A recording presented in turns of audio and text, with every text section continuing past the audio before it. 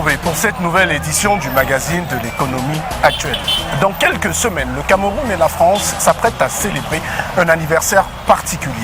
20 ans du contrat de désendettement et de développement, un accord de partenariat qui aura contribué significativement au développement de notre pays.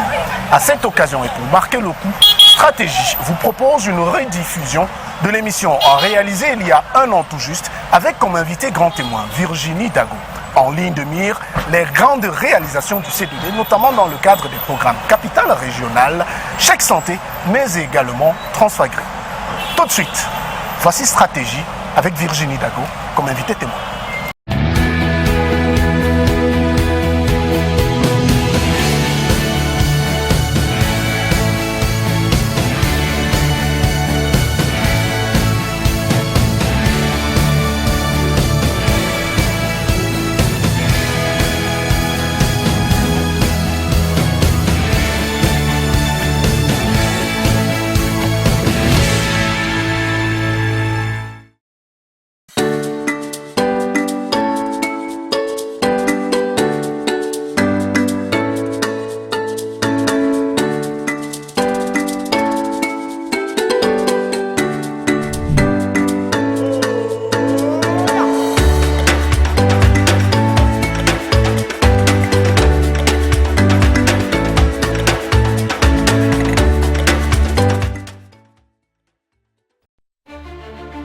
L'Afrique accélère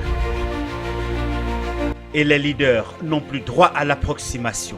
Croissance rapide, volatilité permanente, pression sur les résultats. Aujourd'hui, diriger exige de la clarté, de l'alignement et du courage. 3 jours, 3 décisions stratégiques. Jour 1, 2 juin 2026. Diriger dans un environnement africain incertain. Jour 2, 3 juin 2026. Aligner un CODIR hautement performant. Jour 3, 4 juin 2026. Transformer sans fragiliser les résultats. Impact Executive Programme by Go Ahead Africa Limited. Conçu et animé par le Dr Roland Kwemen, auteur et expert en transformation des organisations en Afrique. À ce niveau, ce ne sont plus les stratégies qui font la différence. Ce sont les décisions. Du 2 au 4 juin 2026, de 9h à 12h au Radisson Blu, Hôtel L'Abidjan. Renseignements et inscriptions. Multiconsult Gestion. 05 06 34 02 88 27 22 48 80 76. Info @goaheadafrica.com.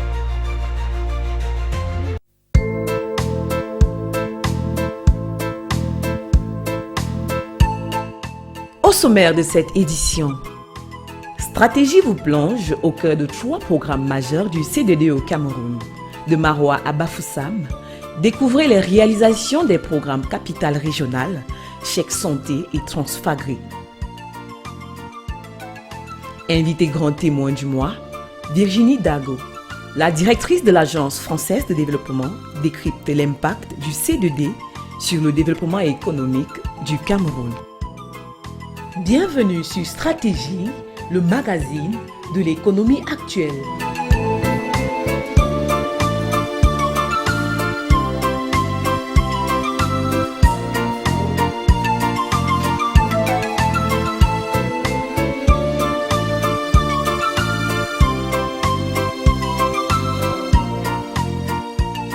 Je vous le disais donc en introduction de cette émission, notre invité grand témoin du mois est Virginie Dago, Madame la directrice de l'Agence française du développement qui nous accueille ici dans son siège. Madame la directrice, bonsoir. Bonsoir, Monsieur Messi. Et merci de nous recevoir ici au siège de l'AFD à Yaoundé. Madame la directrice, première question, puisqu'on va parler du C2D dans quelques instants. Avant d'entrer pleinement dans ce thème central-là, on va un peu parler de l'AFD que vous dirigez. D'abord, pour que les Camerounais comprennent, quelles sont les principales missions de l'AFD au Cameroun et quels sont vos principaux domaines d'intervention? Les principales missions de l'AFD au Cameroun, j'ai envie de dire la principale mission, c'est d'améliorer la vie des gens.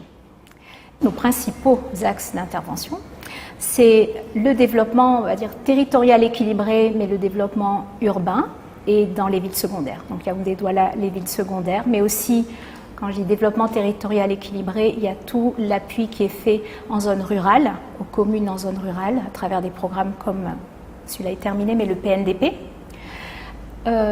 Ensuite, donc, les infrastructures, hein, l'accès aux routes, l'accès à l'énergie, c'est un axe important. Il y a la sécurité alimentaire et le développement de l'entrepreneuriat en zone rurale, qui est un axe très important. Et puis, il y a la santé, l'éducation. On va dire qu'il y a vraiment un focus spécial de l'AFD sur tout ce qui est social, si on peut le dire ainsi, le bien-être direct des populations. On ne se contente pas seulement d'une coopération qui construit, mais c'est une coopération qui impacte directement monsieur tout le monde. Absolument. Oui, notre ambition, c'est comme je l'ai dit, c'est de changer la vie des gens, c'est d'avoir un impact concret et aussi d'être aligné avec la stratégie de l'État et de ce qu'on fait, on cherche à le faire en concertation avec les populations. D'accord. Quels sont les programmes qui sont actuellement en cours sur le terrain et quels sont leurs différentes, on va dire en anglais, fields of action ou alors domaines d'activité? Alors, on parle du C2D ou on parle en général? On parle en général de l'AFD pour l'instant. En général de l'AFD. Eh bien, les programmes en cours, alors vous savez, en fait, on a presque 50 projets en cours. Donc, il y en a beaucoup, mais peut-être les plus connus, je sais qu'on va en parler sans doute après, mais les plus connus, c'est les programmes de lutte contre les inondations à Yaoundé et à Douala. Donc, il y en a qui sont terminés, qui ont des noms un peu, des noms codés comme PDP, DVD. Yaoundé Cœur de Ville va démarrer, mais avant il y a eu le PADI à Yaoundé pour lutter contre les inondations. En zone rurale, il y a eu ACEFA, AFOP, actuellement il y a CECAL et Transfagri. Ça, ce sont des programmes qui visent, comme je l'ai dit, à soutenir les entrepreneurs en zone rurale. Les programmes phares, non mais il y en a tellement. Il y a le chèque santé, il y a des programmes qui visent actuellement à construire des centres de formation professionnelle. 8 centres dans le pays.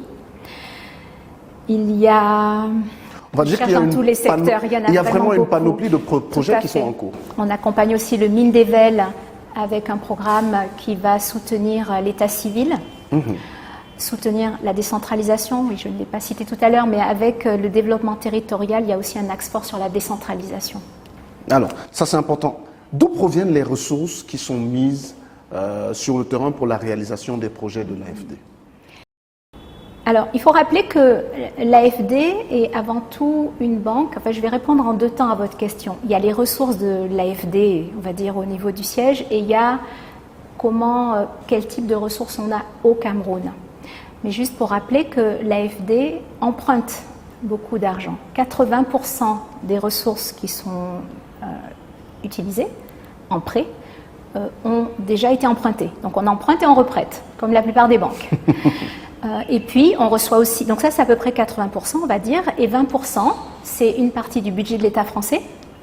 Donc là, au niveau de l'AFD, c'est du don et c'est redonné, ou bien ça sert à réduire le taux de nos prêts.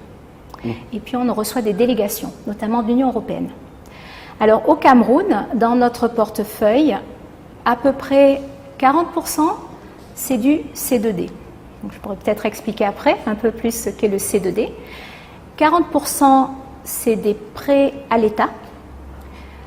10%, c'est des prêts à des entreprises publiques, mais sans garantie de l'État. Et 10%, c'est de la subvention, à peu près, notre portefeuille. Donc les 50 projets dont j'ai parlé. Alors, ce sont des projets, ce sont des ressources qui sont utilisées à bon escient. On va le voir tout à l'heure lorsqu'on va parler du C2D, avec des mécanismes de contrôle qui sont particulièrement stricts, d'ailleurs, au niveau de l'AFD. Oui, alors... Parfois, on nous le reproche, mais ces mécanismes, comme vous dites, ils sont stricts. Ils visent plusieurs choses. Ils visent à ce qu'on puisse prouver que nos fonds sont bien utilisés, et puis ils visent à ce qu'on puisse atteindre nos objectifs. Donc, il y a 2 choses. Il y a une redevabilité, parce qu'on est une banque, on est contrôlé sur ce qu'on fait avec nos fonds, et en plus, c'est l'objectif de notre action. On souhaite avoir de l'impact. Donc on a des contrôles, de nombreux contrôles, mais qui servent à s'en assurer. Et ces contrôles, c'est des procédures au moment de la mise en œuvre des projets. c'est des audits, c'est des évaluations, ce genre de choses. Quelqu'un dirait que c'est pas facile de manger l'argent de la France, entre guillemets. On va parler du C2D avec votre permission, Madame la Directrice. Pour que les Camerounais soient au même niveau d'information que vous et moi sur ce plateau, concrètement, en quoi consiste le C2D? Voilà. Alors concrètement, le C2D, c'est un mécanisme qui a été mis en place au moment des annulations de dettes, en marge. C'est-à-dire que la plupart des pays partenaires du Cameroun se sont rencontrés, ont décidé d'annulation de dettes dans les années 2000. Et la France, en plus de ces annulations, a décidé de mettre en place ce mécanisme innovant qui consistait à renégocier, parce que toute la dette n'a pas été annulée, il restait d'autres dettes. Et donc, il y avait une partie de la dette non annulée qui a été rééchelonnée. Donc, il y avait une quarantaine de prêts qui ont été tous rassemblés en un seul. Il y a eu un nouvel échéancier. Le Cameroun s'est engagé à rembourser cette dette en sachant que la France, de son côté, s'engageait à rendre les montants versés en dons. Et non, alors donc d'une part, ces montants sont rendus en dons, mais il y a aussi un mécanisme qui encadre le C2D, qui s'appelle le stade, ou il y a les CTB. En tout cas, il y a des moments de rencontre pour décider de qu'est-ce qui sera fait de cet argent. Et ceux qui décident, c'est paritaire, c'est la partie camerounaise et la partie française ensemble qui décident de ce qui sera fait de cet argent, donc qui est de la dette qui a été remboursée et qui est revenue en dons. Et le montant total était à peu près 1000 milliards de CFA. Et il y a eu 3 contrats successifs, à peu près un tiers, un tiers, un tiers. Et dans ces contrats-là, les deux parties disaient qu'est-ce qu'ils souhaitaient faire avec cet argent. Et justement, comment on a sélectionné les secteurs dans lesquels on réinvestissait cet argent? Parce qu'on le redit aux téléspectateurs, c'est l'argent que le Cameroun devait à la France. On rembourse une dette et en retour, la France réinvestit ce même montant directement dans l'économie camerounaise, mais il y a des secteurs qui ont été sélectionnés pour pouvoir, on va dire, réaliser des éléments. Tout à fait. Donc c'est ces secteurs qui sont inscrits dans les 3 contrats successifs. Et il y a eu, comme je dis, c'était d'accord entre les deux parties. C'était très aligné à la stratégie camerounaise. Ça a ciblé beaucoup le développement urbain de Douala, premièrement, puis de Yaoundé. Puis il y a eu une extension à travers le programme Capital Régional.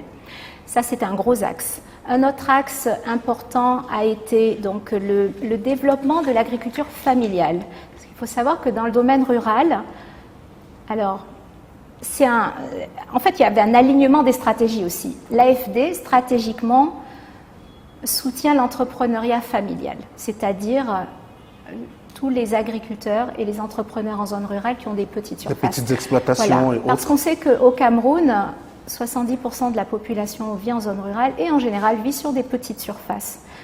Donc ça, c'est un axe, parce que, je le précise, parce que le développement rural, on pourrait penser à des grandes entreprises, ce qui est aussi ce qui se passe. Mais c'est pas là que c'est pas notre axe stratégique. Mais donc, d'accord avec la partie camerounaise, il y a eu un fort investissement sur l'agriculteur et l'entrepreneur en zone rurale. Donc, il y a eu, j'ai cité les programmes ACEFA, AFOP, PNDP, qui facilitaient l'environnement en zone rurale et qui soutenaient les communes. Ça, c'est donc un deuxième axe important. Et puis, il y a les secteurs sociaux. Donc, l'appui à la santé, l'appui à l'éducation primaire, et puis la formation professionnelle. Mais en fait, comme vous voyez, il y a vraiment eu beaucoup de secteurs. Je pense qu'il y a assez peu de secteurs qui n'ont pas été du tout touchés. Mais ça, c'était les grandes masses, on va dire. Alors, nous sommes quasiment 20 ans après le premier CDD qui a été signé en 2006 entre la France et le Cameroun. Est-ce qu'il y a la possibilité de faire une première esquisse de bilan? Est-ce que 20 ans après, l'AFD, la France est satisfaite de ce qui a été réalisé sur le terrain? On est très satisfait parce que cette longue durée, d'abord, ça a permis d'expérimenter des choses et d'innover. Par exemple, le chèque santé, c'était une innovation. Ça a permis de changer la vie de beaucoup de personnes, même si les gens ne s'en rendent pas forcément compte ou n'associent pas ça au C2D. Ça a permis de financer des infrastructures structurantes, par exemple le deuxième pont sur le Vouri, qui est des fois inconnu. Bon, il y a des routes. Ça a permis de lancer des programmes qui pourront devenir des politiques publiques. Ça a permis de soutenir la décentralisation. On a beaucoup accompagné les maîtrises d'ouvrage locales. Dans le domaine de l'éducation de base, on a accompagné le transfert des compétences, la gestion de la carte scolaire au niveau des communes. On a renforcé les communes qui sont bénéficiaires du programme Capital Régional. Ça aussi, c'est peut-être innovation, ça peut sembler un grand mot, mais on est un des rares programmes, je pense, bailleurs, qui a permis, là en l'occurrence c'est 5 villes, les 5 capitales régionales, de gérer des financements des projets directement. Donc la maîtrise d'ouvrage, qui est le MINDU, le ministère de l'Habitat et du Développement Urbain, gérait 85% du montant à peu près, mais 15% c'était aux communes, et c'était pour leur donner, c'était pour accompagner la décentralisation et que justement elles apprennent en faisant avec des financements. Donc on est très satisfait. Il y a des choses qui vont rester, qui vont marquer. Il y a des programmes qui se terminent, mais qui inspirent la suite. Si je prends le PNDP qui était cofinancé avec la Banque mondiale, eh bien, quand le PNDP, donc Programme national de développement participatif, qui a permis à toutes les communes d'avoir un plan de développement communal, par exemple, qui a financé beaucoup de petits, entre guillemets, ouvrages, comme des pistes rurales, des marchés. Bon, ce programme a été déployé à l'échelle du pays. Il est terminé.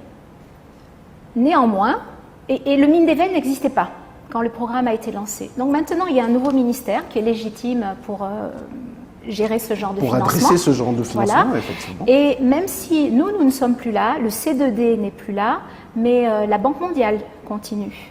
Donc il y a de la continuité, et donc on pense qu'on a posé des choses, on a accompagné des pilotes et des ministères, et de façon durable.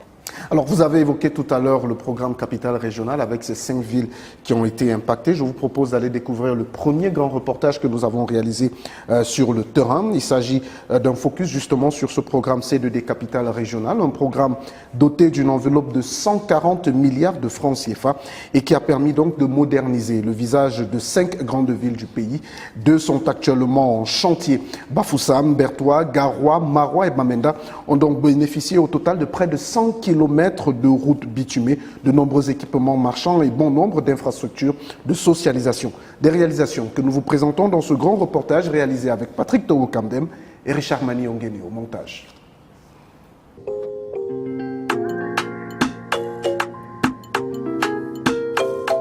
Maroua, capitale de la région de l'extrême nord. La plus belle des régions, selon une légende populaire. Dans les faits, une ville en pleine renaissance qui petit à petit retrouve des couleurs. Près de 40 ans après les derniers travaux d'envergure en matière de voirie urbaine, la fille aînée du renouveau se refait une jeunesse et les populations redécouvrent le plaisir de circuler sur des voies emménagées. Un plaisir rendu possible par la réalisation de 15 km de voies dans le cadre du programme C2D Capital Régional Maroua.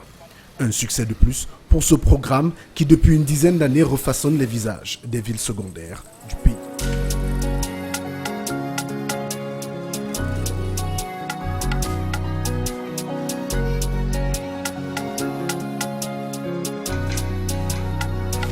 Nous sommes à la base vie de l'entreprise adjudicataire des marchés de la voirie du programme Capital Régional à Maroua.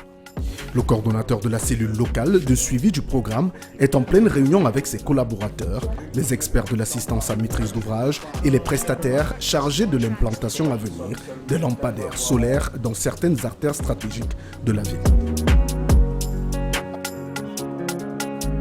Un peu plus de 3 ans après le lancement des travaux de voirie dans la ville, l'heure est à la correction des quelques malfaçons repérées ça et là et à la préparation des travaux de finition.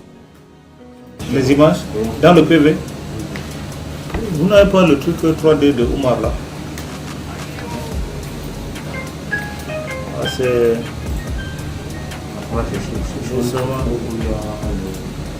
il n'y a pas un truc que tu mets en vidéo là. Non?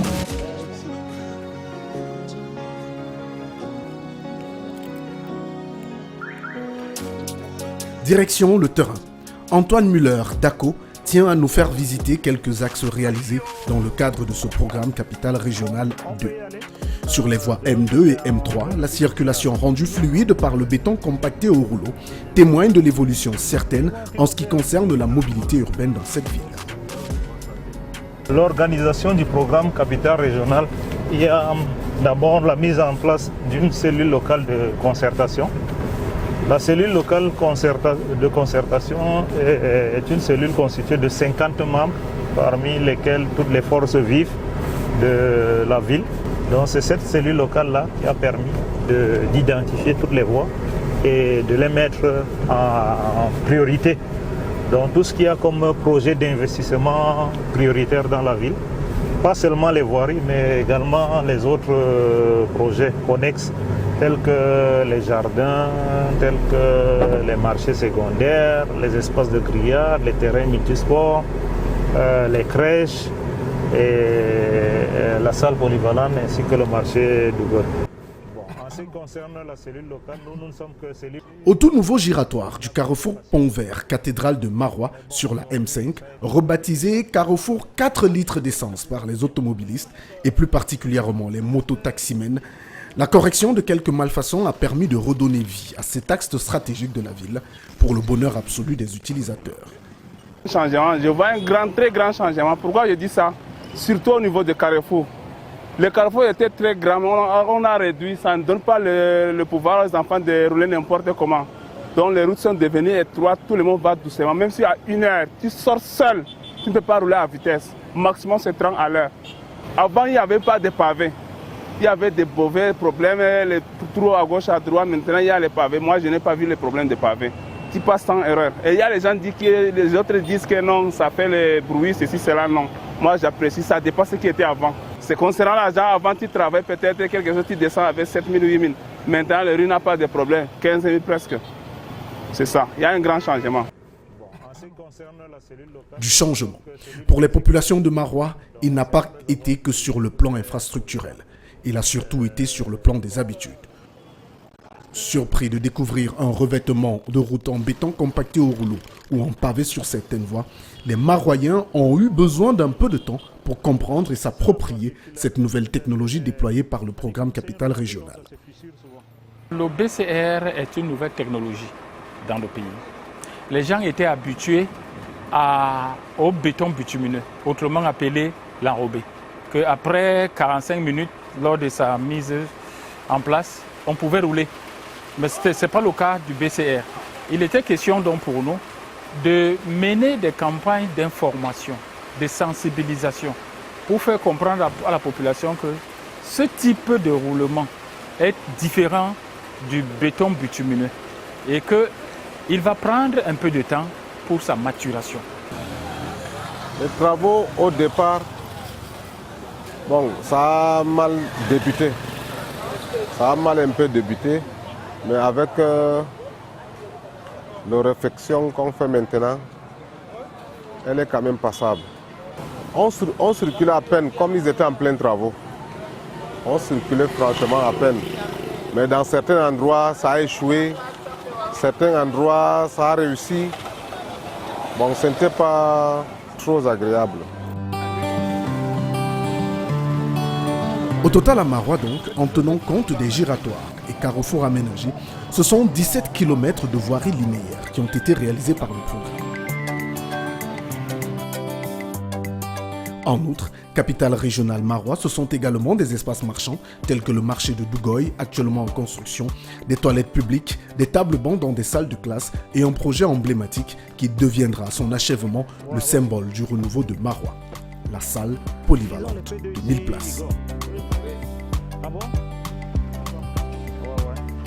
Située au pied du mont Marois, cette salle polyvalente de 1000 places modulable en 4 offrira la possibilité à la ville d'accueillir des colloques et conférences internationaux et des événements culturels et sportifs d'envergure pour le bonheur des populations. Une salle pareille à Marois, je pense que ça change beaucoup de choses. Non seulement pour faire des concerts dans la ville, ça peut permettre de mobiliser les jeunes pour assister à des concerts, inviter des artistes et autres. Non seulement pour la distraction des jeunes, c'est important.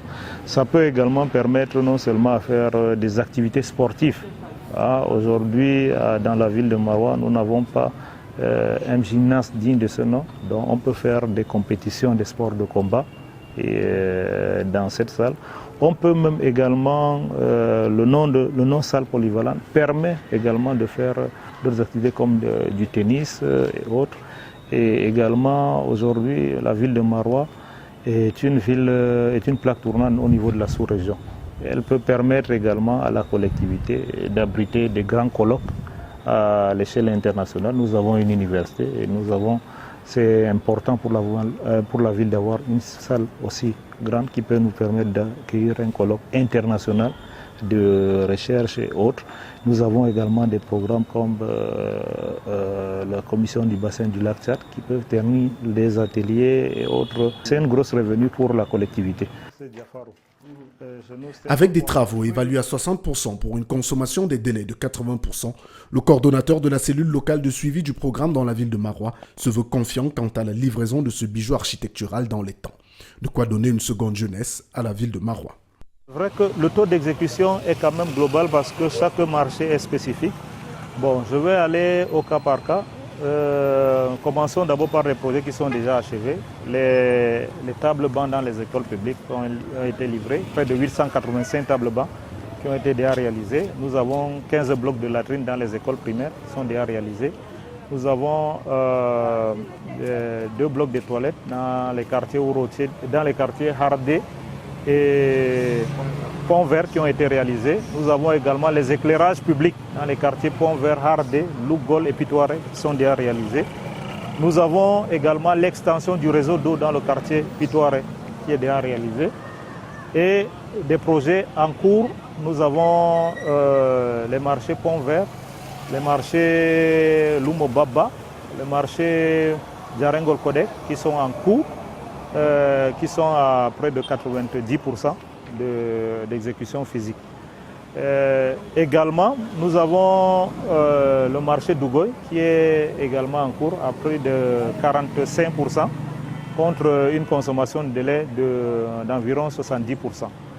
Et nous avons également la salle polyvalente de Maroua qui est en cours à un taux d'exécution d'environ 60% contre une consommation de délai d'environ 80%. Nous avons également les espaces de grillade qui a un taux d'exécution de 75% environ contre une consommation de délai environ 200%, mais qui a eu beaucoup de difficultés, mais qui est déjà presque à la fin. Nous avons un projet qui a été résilié suite au décès du promoteur. Il s'agit ici des terrains multisports, mais dont la procédure de relance est déjà très avancée. Et enfin, le projet de voirie, pour lequel nous sommes à un taux de plus de 90% contre une consommation de délai d'environ 87%. Direction Garoua. Nous sommes à 202 km de Maroua. Sous un soleil ardent, 42 degrés Celsius au thermomètre, Garoua Label nous accueille paré de ses plus beaux atouts. Depuis la CAN 2022 organisée au Cameroun et dont elle a accueilli une des poules, la ville a retrouvé sa splendeur. Ceci à la faveur des grands chantiers réalisés dans cette ville, capitale historique de la région du Nord. Au rang des travaux de voirie qui ont redonné un visage nouveau à Garoua, 20 km de voirie en BCR et pavés réalisés dans le cadre du programme Capitale régionale. Des voies qui ont contribué au désenclavement de certaines zones d'habitation et permis de fluidifier le trafic dans la ville. Je trouve que la venue des pavés dans mon quartier, vraiment, ça nous a donné un ouf de soulagement. Parce qu'avant, on avait des problèmes de circulation. Non seulement ça, on avait des difficultés à arriver dans les quartiers. Il fallait emprunter les motos et puis les gars de moto avec toutes les tracasseries. Les prix étaient exorbitants. Donc du coup, maintenant ça va. Les motos circulent, la population est à l'aise, donc du coup ça va. La route, pour les habitants de Djamboutou, cette dernière était un véritable mythe avant l'arrivée des travaux du programme. Située en périphérie de la ville, cette zone d'habitation n'avait jamais connu de voie bitumée jusqu'ici. Désormais donc, les difficultés de circulation et les inondations qui étaient le lot quotidien des populations font partie du passé. Oui, avant de venir ici, on taxait les clients à 500 quittant de périphérique de Rumdadia pour arriver ici, mais avec la route qui s'est bien aménagée, même à 300, 200, on peut amener un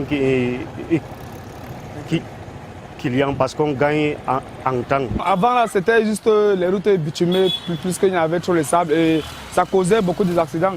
Parce que les motomans avaient du mal à bien rouler tout et tout. Et maintenant, on peut constater qu'il y a la libre circulation et que la marche tout et tout. Il n'y a pas aussi trop... Vous voyez, avec les caniveaux, il n'y a pas les déchets et les arrêts d'eau qui peuvent bloquer la route. Pour mettre fin au calvaire des populations de cette zone, un trésor d'ingénierie a été déployé par le programme Capitale Régionale. Résultat des courses, un axe unique de 3 km de long qui traverse de part en part le quartier avec lampadaires solaires pour la sécurité des habitants. Djamboutou, c'est une zone dense, c'est-à-dire qui est densément peuplée. Et à l'époque, bien que le quartier soit bien tracé, mais les routes n'étaient pas aménagées. Si vous avez remarqué là tout à l'heure, quand on a fait le tour, des zones d'extension s'installent, c'est-à-dire que les maisons s'installent justement dans des zones où la route est passée, la route en pavé. Et vu cette extension, j'ai l'impression que la population en demande même encore. Et qu'au bout de la route, il y a encore les maisons qui ne font que pousser. Et que s'il y a d'autres programmes, normalement, ça va faire l'extension dans la zone de Djamboutou. Inscrit dans la première phase du programme dès 2015, Garoua a bénéficié de nombreuses infrastructures. Outre les 20 km de voiries en béton compacté au rouleau et en pavé autobloquant, la ville a obtenu la construction de nombreux espaces marchands. C'est le cas du petit marché de Yelwa qui a été partiellement reconstruit et du marché de bétail et de poissons situé sur les berges de la Benue, dont le chantier est en cours et devrait reprendre lors de la deuxième phase du programme à Garoua. Des infrastructures dont l'entretien et la pérennisation font partie des axes prioritaires dans l'enveloppe budgétaire de la communauté urbaine.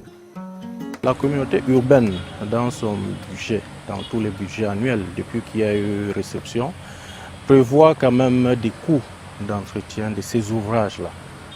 Prévoit des coûts d'entretien. Par exemple, si vous avez remarqué les routes, je ne peux pas dire que c'est des malfaçons, mais il y a des dégradations naturelles des routes qui sont assurées par la communauté urbaine au quotidien.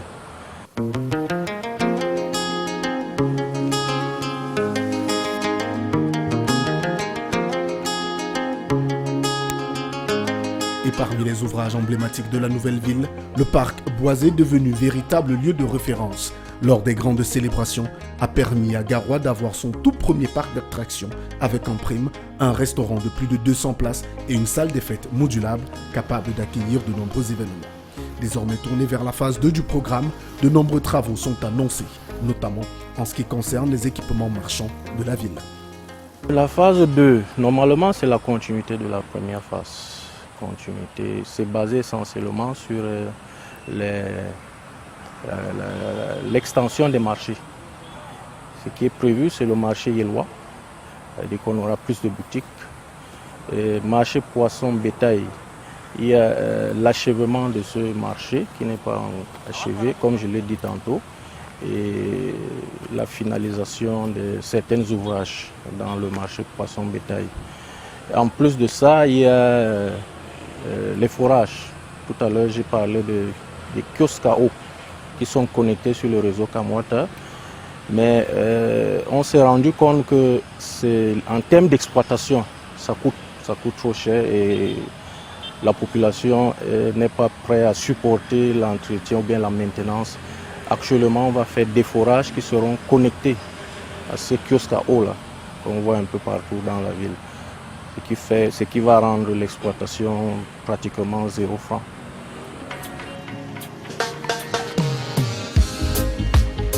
Également en attente de la phase 2 dont les travaux sont imminents, la ville de Berthois savoure depuis 5 ans déjà le bonheur et les plaisirs de la modernité. Centres commerciaux, parcs, restaurants, terrains multisports, équipements marchands et autres investissements ont permis de remodeler la capitale de la région de l'Est, elle qui a bénéficié d'un investissement de 26 milliards de francs CFA du C2D dans le cadre du programme Capitale Régionale. Ici, comme à Maroua ou à Garoua, le problème crucial qui a été adressé par les populations, la mobilité urbaine et le désenclavement de certains quartiers populaires de la ville. Si donc le parc Sembeleko, du nom du tout premier maire de Bertoua, occupe une place centrale dans la vie des populations depuis son inauguration, le pont sur la Diadombe qui relie les quartiers Moinou 1 et 2 est particulier en tout point. Ici nous sommes sur le pont de Moinou qui relie deux quartiers, le quartier Moinou 1 et le quartier Moinou 2. Alors ici, il faut le savoir, il y avait un pont de singe, là, qui permettait aux populations de traverser. Et les voitures étaient obligées de contourner pour emprunter la nationale. C'était pas très bien du tout. Et grâce au programme C2D, et grâce à la volonté du chef de l'État, nous avons donc construit ce pont qui nous a coûté cher, mais il fallait le faire pour le bien des populations. Et voilà ce pont qui a été construit à plus d'1 milliard, avec plus de 1000 mètres cubes de moellons qu'on a versés. Et il y a là 3 ouvrages d'art, 3 ponts qu'on a construits pour faire passer la rivière Diadombe. Arrivé dans le quartier au milieu des années 70, René Ayele a vu l'évolution de cette zone d'habitation. C'est donc avec beaucoup d'émotion qu'il vit ces changements survenus grâce à l'arrivée de ce pont. À l'époque, c'était grave ici, c'était les champs. Partout ici, là, c'était les champs. Nous quittions de l'autre côté pour faire les champs de ce côté jusqu'à ce que aujourd'hui c'est devenu le quartier. Mais quand vous nous parlez même de la route, ça n'existait pas, on ne connaissait pas ce qui veut dire route par ici. Voilà où nous pataugions à l'époque, on pataugeait là. Nous-mêmes, les jeunes de ce quartier, on allait porter les châssis des véhicules qu'on ajustait là tout le long pour disposer des planches là où les femmes passaient, on tombait même dans l'eau, franchement. Vraiment, depuis quelques années là, que le pont là est passé, ça fait la fierté de ce quartier et le quartier de l'autre côté. Avec les nouveaux espaces marchands progressivement pris d'assaut par les commerçants, Bertoua s'est également doté d'infrastructures modernes offrant toutes les garanties de sécurité et d'hygiène aux populations. C'est le cas du marché de Mokolo 2, entièrement construit, et de l'ancien marché historique renommé Centre commercial Mbartoua à la fin des travaux. C'est un marché qui n'était pas prévu dans le projet de la programmation initiale, mais par nécessité, au cours du programme, on s'est rendu compte que cette partie de la ville ne disposait pas d'équipement marchand. Nous avons pu réunir les moyens nécessaires et nous avons construit ce marché, le marché de Mokolo 2. Vers le marché de Zoyan, on a déplacé, on nous a construit ici. Maintenant, on est un peu mieux, pas de fumée comme d'avant. Non seulement c'est un peu évolué, pas comme d'habitude, c'est déjà modernisé ou quoi. Depuis que cet hangar est installé, ce que moi j'ai retenu, c'est que nous sommes à l'aise, pas de pluie, pas de soleil. On est à l'aise. Quand on nous a envoyés ici, nous on se disait que c'était la mort. Mais maintenant, on a la joie, j'ai la joie au cœur, on a la joie au cœur parce que tout le monde s'en sort. Au total, Bertoua aura bénéficié de 18 km de voirie en béton compacté au rouleau pour un montant de 16 milliards de francs CFA. Un investissement important calqué sur les besoins exprimés par la population. Pour le cas de la ville de Bertoua, la priorité était sur la voirie parce que si vous êtes venu à Bertoua en 2014, 2015, 2016, vous avez dû constater l'état de la voirie. C'était la catastrophe. Le dernier projet de revêtement de voirie de Bertoua datait de l'époque du comice agro-pastoral, je crois, dans les années 80.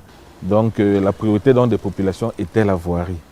Suivaient ensuite les équipements marchands parce que Bertoua n'en avait pas, ça il faut l'avouer.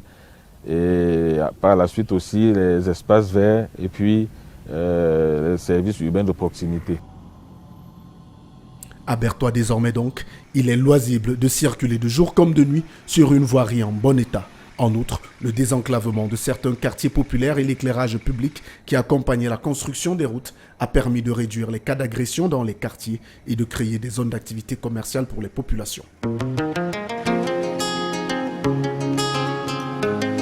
Comme Bertois, Bafoussam dans la région de l'Ouest, qui font toutes deux parties de la première cuvée du programme Capitale Régionale, a vu son visage se moderniser considérablement. De Tamja à Bamendi, quartier populaire jadis traversé par des voies en piteux état, les travaux d'aménagement de la voirie ont permis de donner un visage nouveau à ces agglomérations. Avant l'arrivée de ces projets-là, Bafoussam en général, je ne parle pas seulement de mon quartier, même la ville de Bafoussam n'avait plus de voirie. Ça fait que, c'est-à-dire c'était comme un rêve, on se disait, mais donc enfin. Donc déjà, à travers les multiples réunions que nous avons tenues, que ce soit la sous-préfecture, que ce soit la préfecture, dans l'organigramme, et également avec les services du CGD qui devraient piloter le projet. Il a fallu beaucoup de temps pour qu'on comprenne qu'en réalité c'était une vérité. On s'est rendu compte que la route se faisait en béton. Ça nous avait beaucoup dérangé. On disait que mais comment on peut venir nous servir une route en béton? Ils disaient que non, on avait fait une première expérience en Afrique de l'Ouest et c'est bien et tout. Et nous on ne croyait pas en fait. On ne croyait pas, on se disait qu'après même au bout de quelques mois, la route devait se dégrader, donc les bétons devaient s'arracher. On n'avait pas confiance, on n'avait pas encore vu une route en béton en fait. Mais on se rend compte aujourd'hui que non, au bout de 3 ans, les choses sont bien.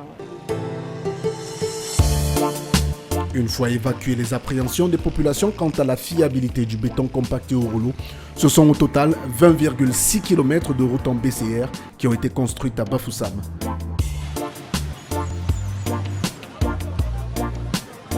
En termes d'équipements marchands, ce sont au total 204 boutiques qui ont été construites au marché A, tandis que le marché Casablanca a été entièrement refait avec la construction d'un abattoir moderne et d'une rampe de déchargement des marchandises.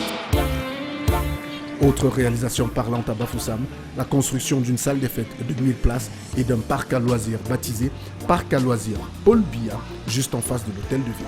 Le tout pour une enveloppe globale de 30,3 milliards de francs CFA, dont 29,1 destinés à l'investissement prioritaire. Ces travaux sont très satisfaisants. Dans le cadre du programme Capitale Régionale, le CDD a fait d'énormes réalisations dans la ville de Bafoussam.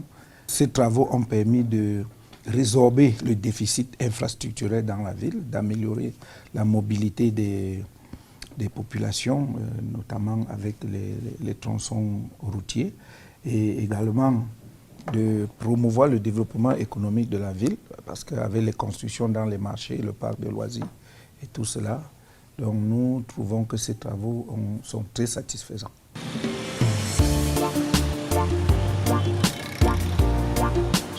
Lancé dans sa seconde phase avec des investissements supplémentaires à venir dans les villes de Garoua, Bertois, Bafoussam, le programme Capitale Régionale qui se déploie également dans la ville de Bamenda aura contribué à remodeler les visages des villes camerounaises. De quoi contribuer effectivement à l'amélioration des conditions de vie des populations dans les villes cibles.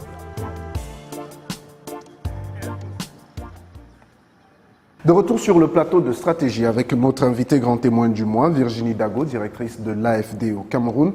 Madame la directrice, on l'a vu dans le reportage, l'accueil réservé sur le terrain aux réalisations du programme Capitale Régionale est plutôt fabuleux, il est exceptionnel. Quel est le bilan que vous faites à l'AFD de ce programme-là? Bon, comme vous dites, sur le terrain, le bilan il est très tangible en fait. Il y a eu une centaine de kilomètres de voiries qui ont été ou qui vont être réalisés. Il y a eu donc les constructions dont on parle, c'est des terrains de sport, des marchés réhabilités ou construits. Des parcs de loisirs. Des parcs de loisirs, voilà. Et c'est des choses qui impactent très concrètement la vie des personnes. Moi, j'ai visité les 5 villes concernées. Et je peux dire que, à Maroua, par exemple, les populations témoignent de comment vraiment l'impact est très important. Là, on dit, là où la route passe, le développement suit, mais il y a eu aussi, oui, dans les réalisations de l'éclairage urbain. Et les populations sont très sensibles à comment ça améliore leur sécurité, en fait. L'éclairage urbain, elles en demandent plus, elles ont raison. mais ça a vraiment modifié les villes. En plus de, comme j'ai dit juste avant, de renforcer la capacité des communes, des communautés urbaines à gérer des financements. On peut rêver, on peut espérer à un moment où elles seront capables d'emprunter pour justement développer des projets sur leur territoire. Donc ça, c'est des projets transformateurs et on espère les répliquer. Je veux dire, il y a donc 5 villes qui ont été bénéficiaires sur ces 2D, mais rien n'empêche de continuer à financer d'autres villes, évidemment sous réserve de pouvoir prêter à l'État camerounais. Donc nous, on est contents parce qu'il y a un impact sur les populations, parce que c'est plébiscité. Oui, et je voudrais rajouter aussi sur la méthodologie. Donc la voirie, on va dire, c'était une demande très consensuelle, mais les autres investissements ont été choisis après des concertations avec les populations. Elles ont arbitré, elles ont fait des listes de souhaits et elles ont arbitré. D'ailleurs, il y a eu des projets qui n'ont pas pu être réalisés, mais qui ont été préparés et qui peuvent être financés par d'autres bailleurs. C'est déjà arrivé. Voilà. Donc ce travail de préparation, de concertation a été précieux et il visait à répondre aux besoins des populations. Comme je dis, nous on est prêts à faire la même chose. Ce ne sera pas sur du C2D puisque tous les fonds sont engagés, mais ça pourrait tout à fait être répliqué. On peut espérer une extension par exemple sur des villes comme Ngaoundéré ou encore Buea qui attendent, ou Ebolova qui attendent impatiemment de peut-être recevoir un jour le programme Capital Régional, pas forcément sous fond C2D. Tout à fait. En tout cas, l'approche, la méthodologie, elle est là, elle est éprouvée. On sait que ça marche. Donc après, c'est une question d'arbitrage des investissements par l'État camerounais, puisque c'est effectivement un investissement. Alors, quelle est la contribution concrète de l'AFD au déploiement de ce programme sur le terrain? Alors l'AFD, comme je le disais, nous sommes une banque. Donc nous apportons un financement. En l'occurrence, dans le cadre du C2D, on accompagne la mise en œuvre. Et c'est-à-dire qu'on arrive, vous l'avez dit, avec notre corpus de procédures. Mais ces procédures, c'est aussi des best practices, comme on dit. Donc c'est une façon de fonctionner, une méthodologie, justement, pour mener un projet étape par étape et pour atteindre ses objectifs à la fin. Donc c'est ça notre appui, en plus d'accompagner les études de faisabilité, puisque on a dit, il y a eu 1000 milliards de francs CFA, 3 contrats. Les contrats disaient, on veut aller dans tel domaine. Mais le travail de l'AFD, après, ça a été de dire plus précisément, on veut aller dans tel domaine, ok, mais on fait quoi, comment, avec qui? Là encore, en concertation avec la partie camerounaise, mais l'AFD a beaucoup accompagné les études de faisabilité et aidé à concevoir les projets, c'est-à-dire à arriver à la fin avec, on va dire, un business plan de projet. Donc un montant, des activités, qui va les mettre en œuvre. C'est ça notre apport. On va dire la maturation de ces projets. Voilà. Et puis après, nous, on fait un suivi. C'est-à-dire qu'on va régulièrement sur le terrain, on va voir comment ça se passe. On fait du plaidoyer si c'est nécessaire pour débloquer des choses, que ça se passe mieux. On fait des audits, on rend compte, etc. Ce programme a surtout mis en lumière une nouvelle impulsion à la décentralisation au Cameroun. Vous en parliez tout à l'heure en parlant de permettre aux communes notamment de gérer indirectement les projets avec ces 15% qui leur étaient dévolus pour la maîtrise d'ouvrage. Comment est-ce que vous évaluez aujourd'hui cet engagement-là? On veut continuer. Donc on est convaincu que c'est la bonne voie. On est convaincu qu'il faut continuer à soutenir les communautés urbaines pour qu'elles aient plus de moyens pour investir dans leur territoire. On est convaincu du fait que pour nous, la décentralisation, c'est aussi rapprocher la décision plus proche des populations, avec des mairies, des maires qui sont redevables auprès de leur population et les populations qui peuvent plus facilement, on va dire, entre guillemets, les interpeller ou en tout cas présenter leurs besoins, demander une reddition des comptes. Donc pour nous, c'est une stratégie, enfin on est convaincus qu'il faut continuer à soutenir ça. Ça fonctionne sur le terrain surtout. Ça fonctionne. Bon, ils sont encore quand même, on peut dire, en phase d'apprentissage.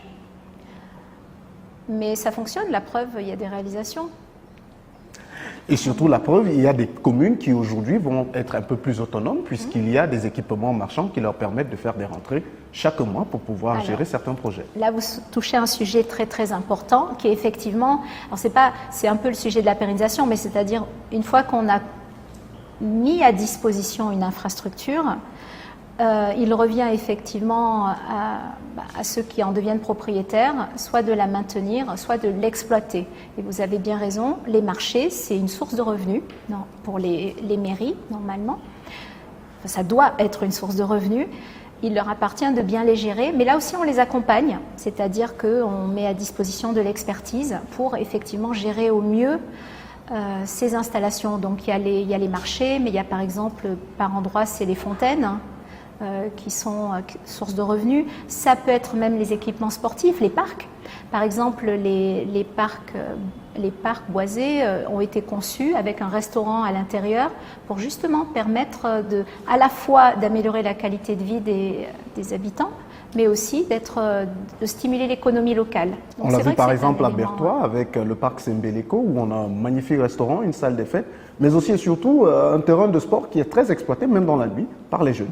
Ça fait partie des infrastructures de socialisation qui permettent à ces mairies-là à la fois de faire des rentrées et également de réinvestir cet argent qu'elles gagnent dans d'autres projets qu'elles peuvent gérer directement. C'est ça. Et si je peux, là encore, rebondir sur ça, il y a l'idée de stimuler l'économie locale et aussi pour rendre ces villes secondaires plus attractives. Alors, on n'a pas mesuré si ça marche vraiment, mais au niveau justement du développement territorial, ce serait mieux que les jeunes qui vivent dans ces régions n'éprouvent pas le besoin de les quitter parce que justement économiquement c'est trop difficile et qu'ils aillent tous vers Douala ou Yaoundé. Donc c'est aussi l'intérêt du développement de ces villes d'en faire des lieux de vie désirables, souhaitables. On va parler à présent de la santé, Madame la Directrice. C'est un secteur assez sensible, hein, on le sait pour la vie nationale. Dans un contexte où l'accès aux soins reste un défi, comment l'AFD parvient-elle à faire émerger des solutions concrètes et pratiques?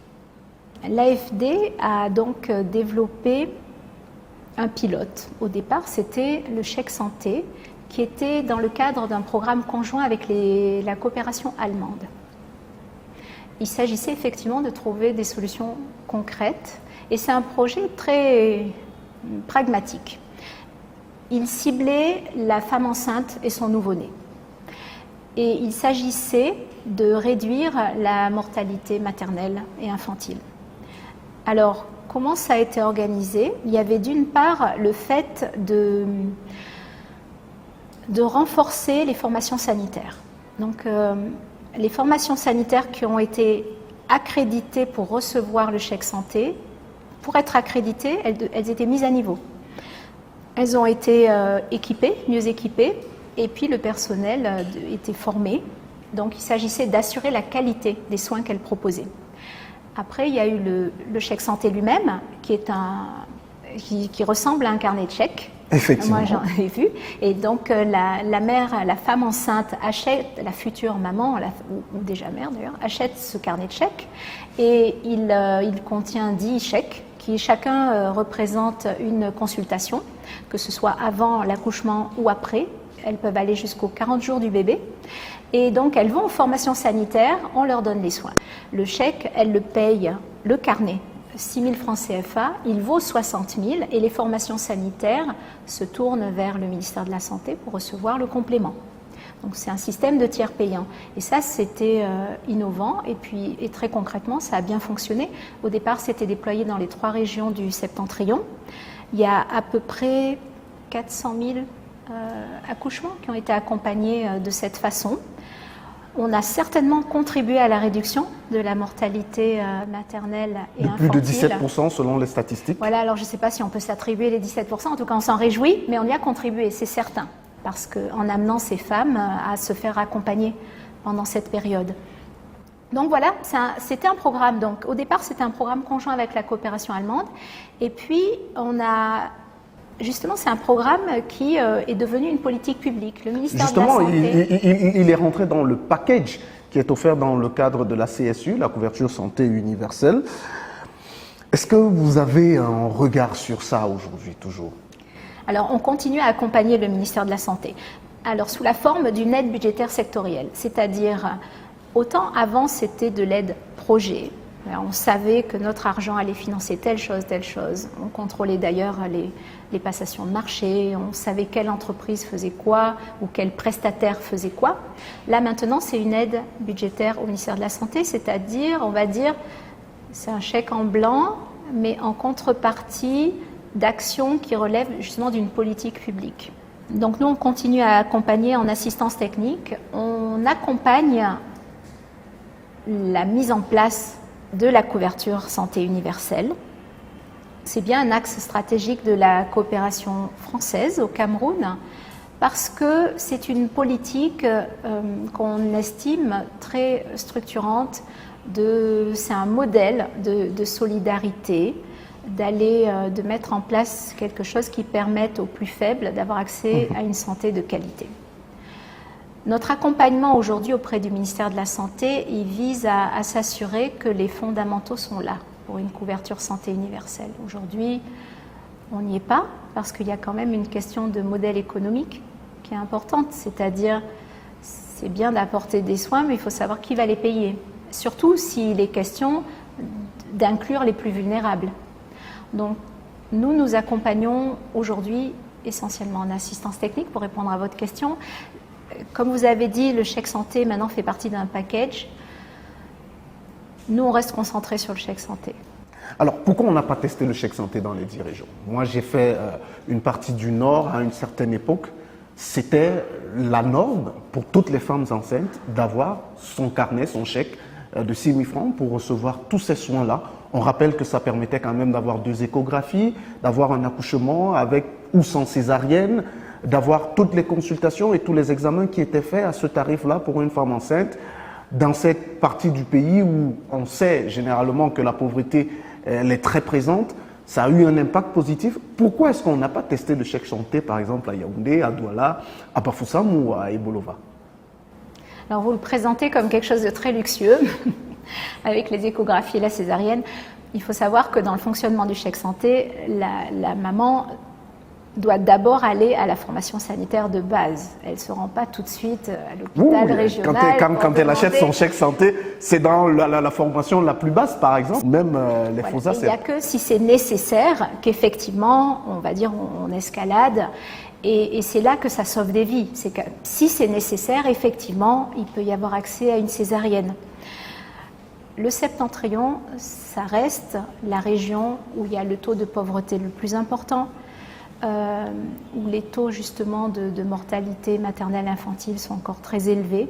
Donc il y a eu un focus sur ces régions-là. Maintenant, je ne vous cache pas que ça arrive souvent qu'on nous dise mais il y a beaucoup d'autres régions qui ont des besoins, pourquoi vous n'y allez pas?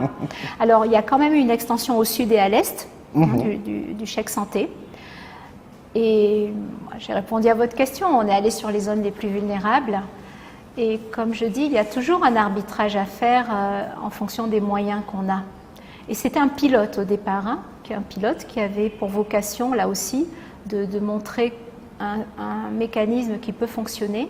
Et un pilote qui est devenu un modèle de fonctionnement, un modèle de réussite, notamment dans le Septentrion. Je ne vous cache pas que dans le reportage qu'on va voir dans quelques instants, il y a des bébés qui s'appellent chèque santé à Garoua, à Maroua ou encore en Gaoundéré où nous nous sommes rendus, justement pour découvrir que pendant 10 ans, le chèque santé a changé des vies et surtout a contribué à faire bouger les lignes au niveau des mentalités, au niveau de la prise en charge des femmes enceintes et de leurs nourrissons.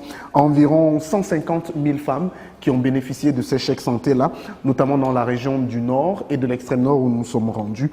Des femmes qui témoignaient dans ce reportage que nous avons réalisé avec Patrick Towokandem et Richard Maniungene.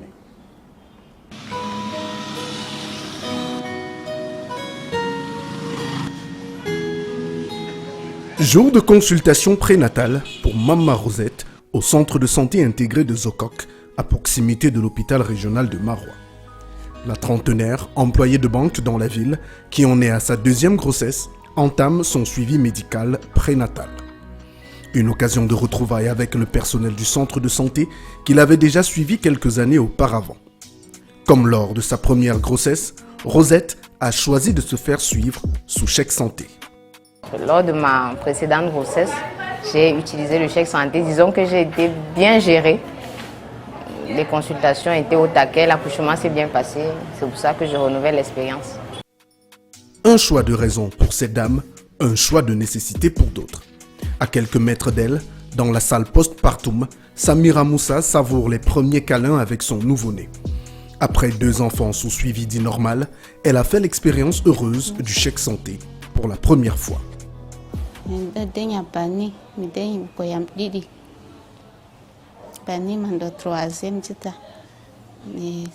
J'ai 3 enfants. Les 2 premiers étaient hors chèque santé. Pour cela, j'ai beaucoup dépensé. Il fallait payer pour tout.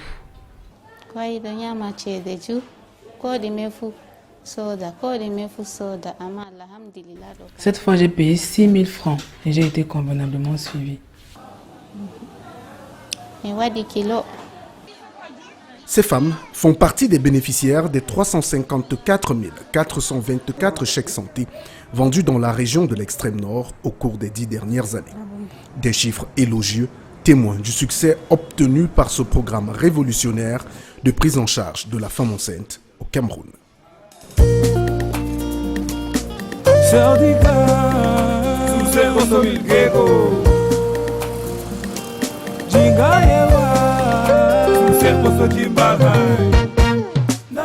De Marois en Gaoundéré, en passant par Garoua, les chiffres du chèque santé sont pour le moins exceptionnels.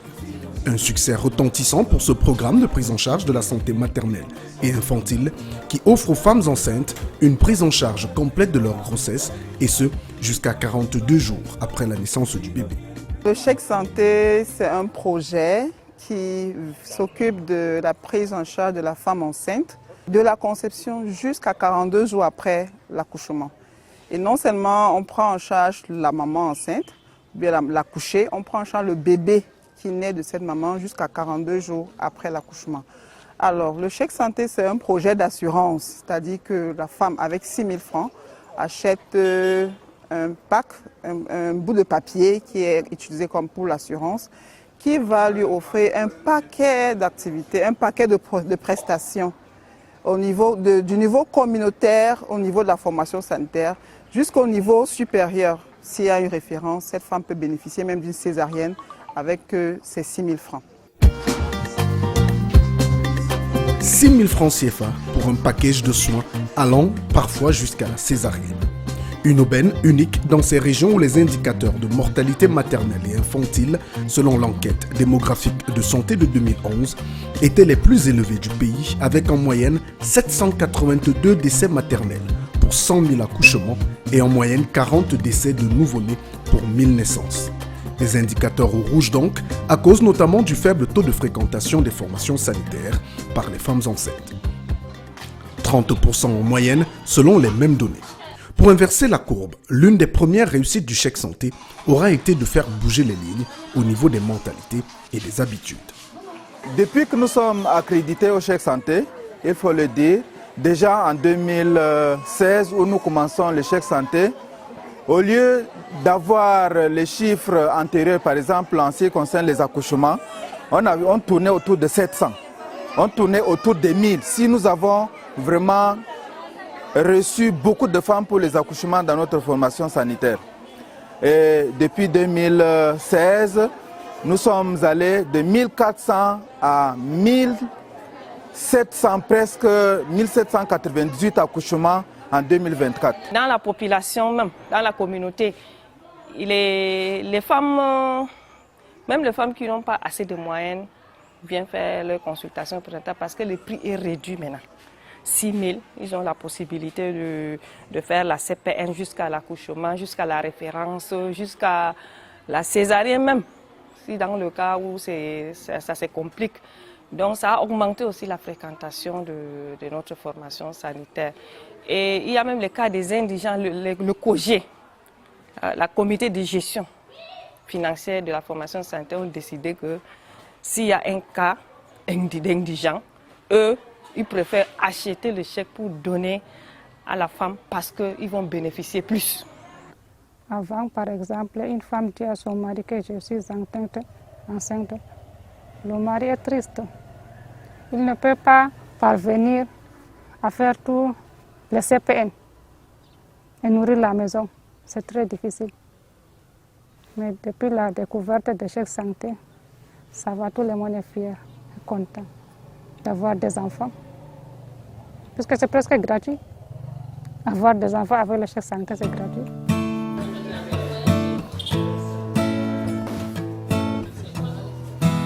Et les résultats sont parlants à souhait. En 10 ans, dans la région de l'extrême nord par exemple, ce sont au total 354 424 chèques qui ont été vendus dans les 209 formations sanitaires accréditées. Dans le nord, la chute drastique du taux de mortalité maternelle et néonatale institutionnelle est impressionnant. On est passé de 18,82 décès de bébés pour 1000 naissances en 2015 à 4,22 pour 1000 naissances en 2024 et de 9,23 décès maternels pour 1000 accouchements à 0,76 pour 1000 dans le même laps de temps et dans les 202 formations sanitaires accréditées. Le tout pour 285 968 chèques vendus au 31 décembre 2024. En fait, le but de cette santé, c'est de réduire et de contribuer à la réduction de la mortalité maternelle et néonatale. Et nous constatons que depuis 2015, le taux de décès maternels institutionnels, c'est-à-dire que le décès qui survient dans les formations sanitaires, ce taux est en baisse progressive pour atteindre 0,15 pour 1000 en 2024. Si on extrapole, on est à 95 décès pour 100 000 naissances vivantes, comparé à 782 décès pour 100 000 naissances vivantes. Je crois qu'il y a une forte réduction.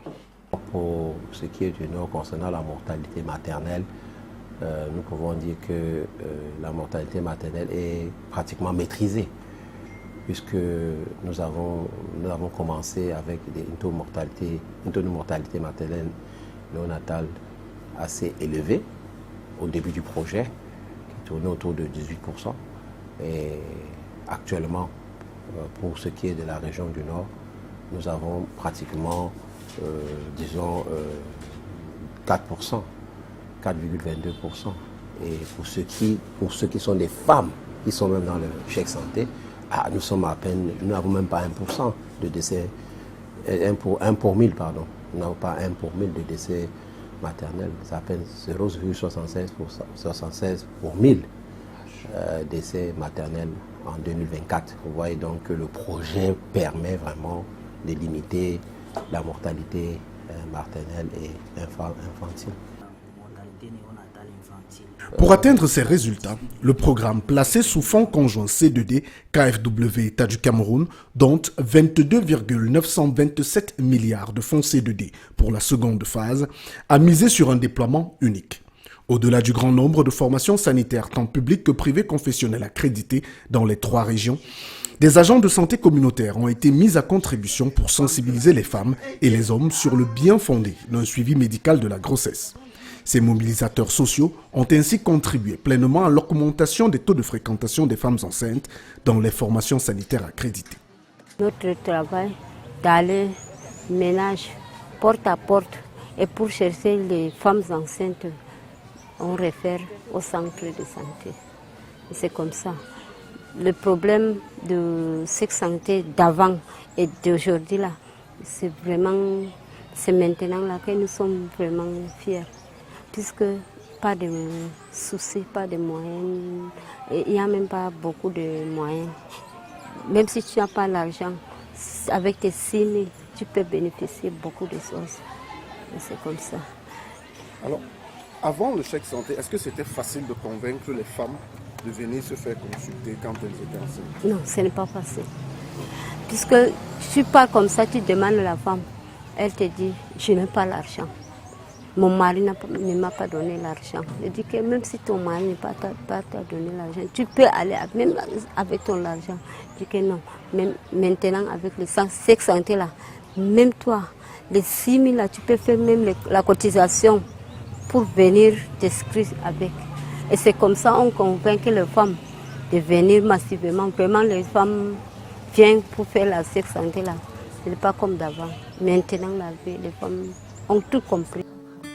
Passé depuis 2 ans dans le panier de soins de la couverture santé universelle, le chèque santé a encore de beaux jours devant lui. Désormais accessible dans les régions de l'Est et du Sud, il permet de garantir aux femmes enceintes un suivi efficace de leur grossesse et du nouveau-né jusqu'à 40 jours après la naissance. Pour des femmes comme Zouaïratou Boubakari, mère de 3 enfants tous accouchés sous chèque santé, et toutes les autres femmes des régions septentrionales du Cameroun, c'est l'assurance de pouvoir continuer à donner la vie en toute sécurité. Le chèque santé nous apporte beaucoup. Nous dépensions beaucoup pour le suivi de nos grossesses. Aujourd'hui, avec le chèque santé, nous sommes soulagés. J'ai 3 enfants. Les 2 premiers étaient hors chèque santé. Pour cela, j'ai beaucoup dépensé. Il fallait payer pour tout. Cette fois, j'ai payé 6 000 francs et j'ai été convenablement suivi. Le chèque santé, c'est notre avantage. Pas seulement nous, le maman, mais pour toute la famille. Le dépense qu'on dépense pour le CPN, là, on peut garder ça pour nourrir une femme après l'accouchement. Augmenter la scolarité des enfants. C'est beaucoup de choses avec l'argent. 9 mois, ce n'est pas facile ici. Oh non. C'est vraiment quelque chose que je conseille à toutes les femmes. Mes sœurs, mes filles, tout. Retour donc sur le plateau de stratégie avec la directrice de l'AFD qui est notre invitée et grand témoin du mois. Madame la directrice, est-ce qu'on peut rappeler les objectifs de Transfagri et les enjeux qu'il cherche à adresser dans le contexte agricole camerounais? Transfagri vise à soutenir l'entrepreneuriat et plus particulièrement dans le secteur de la transformation agroalimentaire. Et il s'agit d'apporter des services financiers et non financiers aux entrepreneurs. En fait, donc c'est un programme du C2D et le C2D il vise à répondre, comme je l'ai dit, aux besoins des populations. Et un besoin qui est ressorti de façon qui est encore très important, c'est celui de ces entrepreneurs qui ont des idées, qui ont commencé quelque chose, souvent sur fonds propres, avec l'appui de la famille, et qui à un moment, en fait, ils font quelque chose qui fonctionne, mais pour se développer, pour répondre à la demande, ils ont besoin de financement. Et là, on leur demande des garanties qu'ils ne peuvent pas donner, ou bien on leur impose des taux d'intérêt qui sont très difficiles, trop élevés. Qui sont rédhibitoires à la limite. Qui sont rédhibitoires parce que les établissements de microfinance, les microfinances font des taux qui sont autour de 20% à l'année. Et même si c'est justifié par leur structure, parce que c'est des tout petits prêts, donc il n'y a pas d'effet d'économie d'échelle, c'est quand même très très difficile d'avoir un business qui remporte suffisamment d'argent pour payer 20% par an. Donc ce besoin de financement qui est souvent pénalisé qui est rendu très difficile par les demandes de garantie, on nous en parle beaucoup, on nous en parle tout le temps. Donc il s'agissait aussi de répondre à ce besoin. Donc, et l'accompagnement non financier, c'est aussi qu'il y a des entrepreneurs qui ont besoin d'être mieux structurés, qui ont besoin de peut-être mieux cibler leur marché, leurs produits, qui ont besoin de techniques qu'ils ne connaissent pas. Donc il n'y a pas qu'un besoin financier. On travaille avec la PME, l'agence de promotion des PME, qui est au sein du MINPEMESA, qui, elle, fournit, qui est une espèce d'incubateur public, qui fournit ses appuis financiers et non financiers. Donc dans le cadre de Transfagri, il s'agissait de structurer l'entreprise rurale, de soutenir la valorisation des produits locaux à travers la transformation agroalimentaire et d'apporter des options de financement efficaces et durables. Alors comment est-ce que vous vous assurez au niveau de l'AFD que les financements qui sont mis à la disposition de ces acteurs de la transformation agricole sont véritablement remis aux bénéficiaires? Comment est-ce qu'on s'assure que si on a 10 millions qu'on doit remettre à M. X, ces 10 millions lui parviennent effectivement? On a parlé de nos procédures avant. Bon, on fait des audits. Une première chose, j'ai envie de dire, on fait des audits. En fin de projet, on s'assure effectivement de ce qui s'est passé. On a aussi des mécanismes de plainte. Ça arrive qu'il y ait des bénéficiaires qui aillent sur notre site internet, c'est assez facile à trouver, et qui déposent des plaintes. Et dans ces cas-là, on suit, on vérifie si les allégations sont vraies. Bon, ça c'est au niveau très au-dessus. Au-dessus, oui. Après, comment on s'en assure? On s'en assure en faisant aussi des visites de terrain. Donc, on va parler aux partenaires, on va parler aux bénéficiaires. Ça, c'est s'assurer que nos fonds vont bien au bon endroit. Donc, c'est vraiment à travers les audits et les différents contrôles. Quand on finance un projet, on fait ouvrir systématiquement un compte projet dans une banque. Vous voyez, l'argent, il ne va pas dans une espèce de pot commun. On ne va pas lui remettre l'argent avec un sac. Et encore moins ça. Voilà. Donc déjà, on n'a pas de sac de billets qu'on donne. Vous savez, ici, même au niveau de l'agence, on ne sort pas de... La règle, c'est de ne pas sortir de cash au-delà de 30 000 CFA. Donc, on demande aux gens d'avoir un compte. Voilà, donc il y a une traçabilité. Il y a une traçabilité des fonds, c'est ça que je veux dire. Et chaque fois qu'on monte un projet, qu'on démarre un projet, il y a un compte projet qui reçoit notre argent et notre argent sort. Donc on peut le tracer. Et le bilan aujourd'hui, est-ce qu'il est positif? On sait généralement qu'au Cameroun, selon les statistiques, les PME, beaucoup de PME meurent au bout de la 2e, 3e année. Est-ce que les PME accompagnées par Transfagri ont un taux de réussite plus élevé que la norme? Oui, alors donc on revient à un niveau plus terrain, concret. Ces PME, celles accompagnées par Transfagri qui reçoivent un... Bon, il y a celles qui sont accompagnées à un niveau technique et leur business est amélioré. Je peux parler de celles qui ont reçu des prêts d'honneur. En fait, le sujet des prêts d'honneur, donc c'est des prêts à taux 0% qui sont donnés par une association locale. Là où c'est innovant et où l'apport de l'AFD a été déterminant, c'est que ce qu'on a apporté, c'est une méthodologie pour mettre sur pied cette association.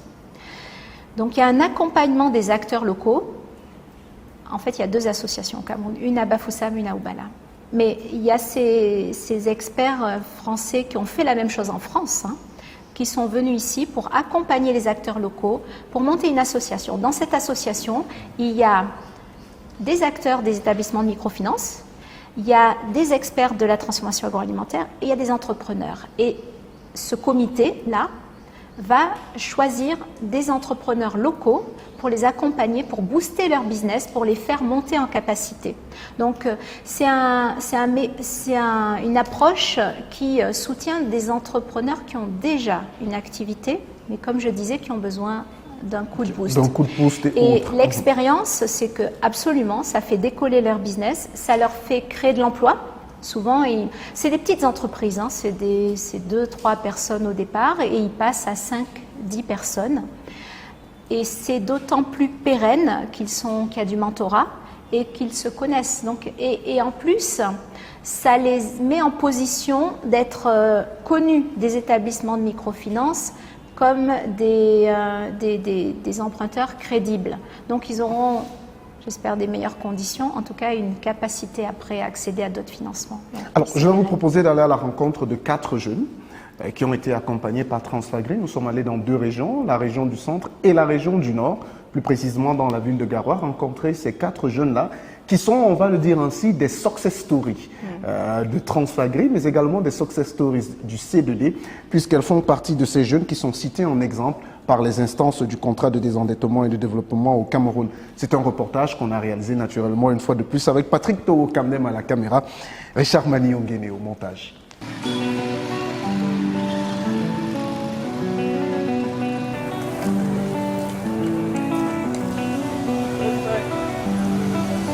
C'est en réponse aux difficultés de formalisation, aux problèmes d'accompagnement, aux nécessités de renforcement des capacités, aux difficultés d'accès aux services et produits financiers que rencontrent les petites et moyennes entreprises agroalimentaires que le programme APME Transfagri a été initié par la France et le Cameroun à travers le C2D. Lancé en juin 2018 avec une enveloppe de 17,71 milliards de francs CFA, il compte 4 axes d'intervention. L'accompagnement par le biais de l'agence des petites et moyennes entreprises, des PME, dans la structuration de leurs activités ainsi que dans leur processus de formalisation, La proposition à ces PME des services financiers adaptés à leurs besoins grâce à la SNFI, le renforcement des capacités des entreprises à travers les centres de formation du MINEFOP et enfin la fédération de l'ensemble des programmes en charge du secteur rural au sein d'une plateforme logée à la Direction générale de l'économie du ministère de l'économie, de la planification et de l'aménagement du territoire afin de mieux orienter les appuis de l'État en la faveur de ces PME. Pour des PME et coopératives que nous avons rencontrées dans la ville de Garoua, capitale de la région du Nord, Transfagri a été plus qu'un catalyseur, il a été un élément important dans leur processus de modernisation. Avant, on était d'abord dans les petits emballages recyclés. Et maintenant, nous avons notre propre emballage. Donc, c'est déjà de une que nous avons ce que nous échangeons. Et de deux, on découpait d'abord les oignons avec le couteau, à la main avec les mamans. Mais avec la formation, avec les machines que nous avons obtenues, maintenant, c'est la machine qui découpe et qui sèche. On règle le temps pour obtenir tous les vertus. Déjà, avant la PME, j'étais à la maison, j'étais dans ma petite cuisine. Grâce à la PME, j'ai compris qu'il fallait sortir de la cuisine pour la petite unité de production et je leur dis merci parce que entre la maison et la production, le volume a considérablement doublé. Je suis beaucoup plus professionnelle comme ça et disons, j'ai gagné. Même dans la structuration de mes projets et tout le reste, j'ai beaucoup appris. Technique marketing, formation sur le packaging et sur la comptabilité active au sein de leurs entreprises, les PME du Nord, comme toutes celles inscrites et accompagnées dans le cadre du programme APME Transfagri, ont bénéficié de bien plus qu'un simple appui financier. Premièrement, on va dire sur l'aspect technique, l'aspect financier plutôt. Le programme Transfagri nous a doté de machines. Des machines, que ce soit le scellé, sa pédale, le scellé, sa sous-vide, un thermomètre, une balance. Et il y a aussi le côté technique, là où nous avons bénéficié des formations. Ils nous ont formés sur la structuration de l'entreprise, comment gérer l'entreprise, sur l'éducation financière. Ils ont également formé nos employés à comment travailler dans l'entreprise. Il y a déjà l'amélioration dans la transformation du beurre de karité qu'on avait un souci. Parce qu'avant, on avait un souci avec des clients où les autres aimaient ce qui était granulé et les autres aimaient ce qui était lisse. Et on avait des soucis à rendre un produit lisse. Et aujourd'hui, avec les multiples formations que nous avons reçues, ça nous a permis d'affiner et de peaufiner les acquis que nous avons reçus à travers les formations. Et puis aujourd'hui, nous présentons un produit de qualité sur le marché. Outre ces formations et cet accompagnement, Transfagri, c'est également un appui en matériel pour ces petites entreprises du secteur agroalimentaire, de quoi leur permettre de mieux attaquer le marché local. À travers le programme Transfagri, j'ai appris déjà moi-même en tant qu'entrepreneur comment gérer déjà ma petite comptabilité, comment gérer le personnel, comment conserver mieux mes produits et aussi la gestion financière et administrative. Donc c'est vrai, c'est des petites notions qu'on avait à la base, mais le programme a davantage perfectionné cela. C'est-à-dire que même si je dois à la longue avoir une entreprise bien structurée, moi-même étant le propre patron, je sais déjà quand même le plus gros comment manager ma petite entreprise. Ça a apporté un plus dans nos activités au quotidien, puisque avant nous avons, si je vais prendre un exemple, avant le programme Transfagri, nous avons une capacité maximale de production journalière qui était de 30 à 20 kg par jour. Mais aujourd'hui, grâce à ce programme, nous émergeons, nous allons jusqu'à 40, 50, voire 60 s'il y a une demande plus value. On évolue. Des réalisations et d'autres qui ont permis d'offrir des perspectives plus radieuses à ces PME qui n'ont qu'une seule ambition, se frayer un chemin sur le marché camerounais et international.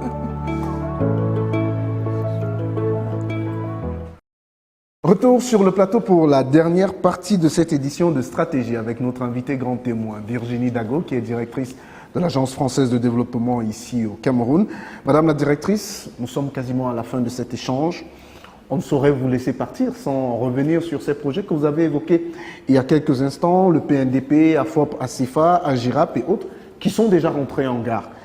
Qu'est-ce qui est fait aujourd'hui pour assurer la pérennisation des résultats obtenus par ces différents programmes? Oui, ces programmes ont été des programmes phares du C2D qui donc va bientôt fêter ses 20 ans d'actions concrètes sur le terrain. AFOP et ACEFA, c'est des milliers de conseillers techniques qui ont été déployés sur le terrain. C'est de la formation professionnelle. C'est des programmes qui ont eu un effet très concret. On a pu montrer que souvent on a du mal à mesurer l'impact de la formation ou de l'appui technique. C'est un peu compliqué dans les études, mais d'abord on a fait des enquêtes auprès des bénéficiaires et souvent les bénéficiaires d'ACEFA, au-delà d'améliorer leurs pratiques agricoles, ce que ça leur a permis de faire, c'est par exemple d'envoyer leurs enfants à l'école, d'améliorer leur habitat. C'est vraiment un impact important sur leur qualité de vie. Et puis, donc ACEFA a structuré aussi les agriculteurs en coopérative. Ça les a rendus aussi plus à même de gérer les aléas et de s'améliorer. Qu'est-ce qui est fait pour pérenniser? Voilà. Les résultats, ils sont là. On a formé plus de 200 000 jeunes avec AFOP. On a accompagné plus de 100 000 exploitants agricoles avec notamment ACEFA, des groupes et des GIC et autres, et même avec AGIRAP.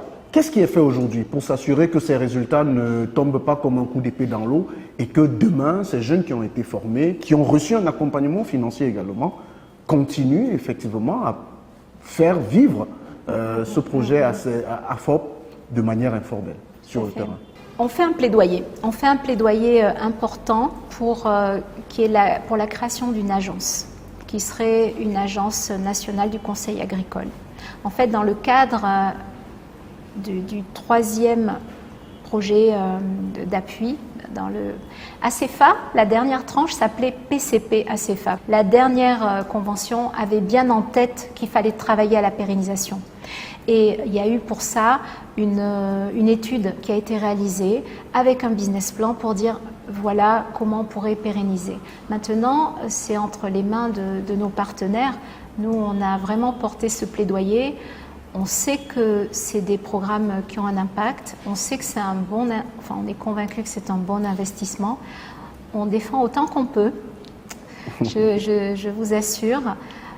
Là encore, on sait que le gouvernement doit faire des arbitrages, mais nous défendons. Je vous ai dit, il y a d'autres programmes qui ont eu une continuation différente parce que d'autres bailleurs les ont sont entrés dans la danse et ont repris. Sont entrés dans la danse. Il y a des programmes qui se dupliquent. Les prêts d'honneur dont on parlait, l'Union européenne va mettre en place d'autres associations de prêts d'honneur. Et puis on a encore des programmes en cours comme CECAL, qui continue à exploiter toute cette expertise et ce savoir-faire accumulé par AFOP et ACEFA. Donc on y travaille, on essaye de garder la flamme allumée. Vous l'avez dit tout à l'heure, le C2D s'arrête en 2027. Le troisième C2D, la fin c'est pour 2027. On a entendu sur le terrain beaucoup de Camerounais qui appellent de leur vœu à un quatrième C2D. Est-ce que c'est envisagé ou alors c'est une option qui est quand même quelque part dans un coin de la tête des partenaires que sont la France et le Cameroun? C'est là que c'est important de rappeler que le C2D, c'est d'une part une source de financement, qui était donc cette dette remboursée qui est revenue, mais c'est aussi une méthodologie. Et cette méthodologie qui est de discuter ensemble avec la partie camerounaise de ce qu'on va faire, de se rencontrer régulièrement pour faire un bilan, rien ne nous empêche de continuer avec d'autres sources de financement, avec des prêts ou éventuellement des dons. Donc, écoutez, la demande sur le C2D, je suppose que c'est la preuve que ça a marché, que ça sert à quelque chose et qu'on a mis en place ensemble de bons projets. Donc, on va le prendre comme un encouragement. On va continuer, mais moi je plaide effectivement pour ce type de mécanisme où on décide. Alors je dis on, en fait les contrats ils ont été signés entre l'État français et l'État Cameroun et donc c'est au-dessus de l'AFD, mais je plaide pour ce genre de mécanisme où les autorités se rencontrent, décident de secteurs à soutenir ensemble et après mettre les moyens en face Et nous, on travaille à mettre en œuvre et à faire des propositions aussi adaptées aux besoins que possible, en concertation avec les autorités et les populations sur le terrain. Merci beaucoup, Madame la Directrice, d'avoir accepté de nous accorder cet entretien pour parler du C2D et même de l'AFD. Qu'est-ce qu'on peut souhaiter à l'AFD pour le reste de l'année 2025 en cours? On peut nous souhaiter d'avoir les moyens de continuer à faire des belles choses au Cameroun. Voilà, c'est un vœu très important et c'est le plus important. Madame, Messieurs, c'est ici que s'achève cette édition de Stratégie. Un merci particulier à l'AFD et au stade C2D qui nous ont permis de faire une incursion au cœur de ces réalisations du contrat de désendettement et de développement au Cameroun. Merci également à l'équipe technique sur ce plateau dirigé par Alain Gobert-Kwam. Prenons rendez-vous dans un mois avec le même plaisir pour un nouveau numéro de Stratégie. D'ici là, bonsoir.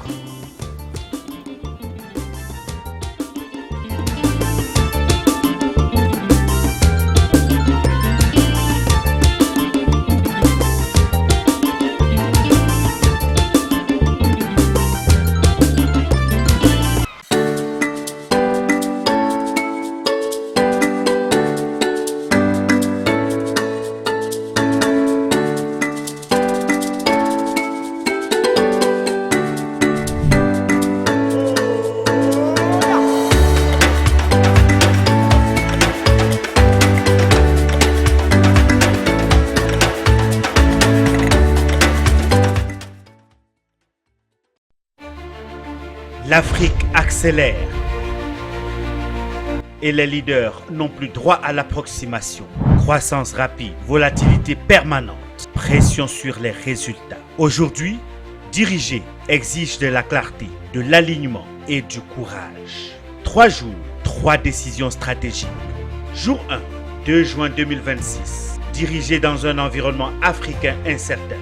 Jour 2, 3 juin 2026. Aligner un CODIR hautement performant.